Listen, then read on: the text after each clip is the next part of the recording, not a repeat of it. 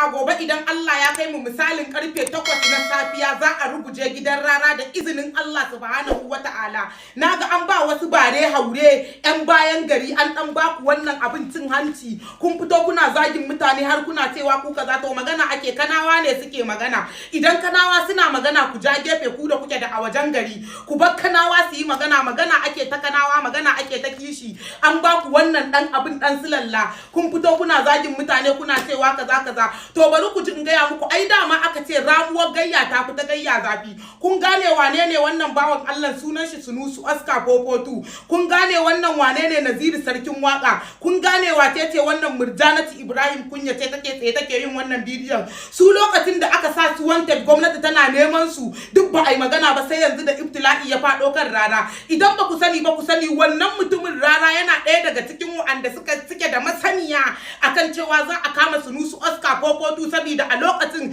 shi dan kwankwasiya ne. Yanzu lokaci ya jiyo, ai ni wallahi bana wannan gwamnatin, amma ban taɓa ƙaunar Ganduje na ji ya burge ni ba sai a daidai wannan lokacin da wannan abin ya faru tukunna. Saboda ai da bai yi haka ba ya tabbata kenan ba shi da adalci a cikin gwamnatinsa. To yanzu ya nuna mutane cewa ya san me yake yi kuma yana da adalci, saboda zai yi amfani da gaskiya a wannan lokacin. Nan aka zo aka kama Sunusu Oscar a cikin ƙwaryar jama'a, haka aka tozar da bawan Allah na aka kama shi aka yi gidan dan kanda da shi. Haka Naziru sarkin waka a kotu gata nan da take nan kotun nan ta nan Zuro, haka aka kama shi ma aka yi mai kamun kaza kuku aka tafi da shi, aka je aka daure shi, aka ce za a daure shi. Nan mutane suka dinka goyon kura suka tafi, ba a daure shi ba. Shine yanzu saboda an zo abin ya juye, rishe ya juye da mujiya family issue, za a zo a ringa cewa kaza wasu suna fitowa media. To ku sani ba, kishin kai ni wallahi tallahi mutum ba shi da kuɗin da zai bani ya canza min ra'ayina a rayuwata ta duniya.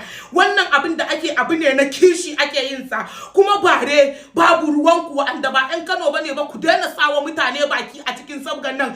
Idan ba haka ba bakin zagi kuka fini ba. Kun san cewa ni ma ba maguziya ce ta bugawa a jarida laushi ne, saboda an yi min faɗa daidai yadda kamata. Har mahaifiyata ta shiga cikin faɗan da aka yi min akan zagi a media, shi yasa ne laushi ba wai ban iya ba.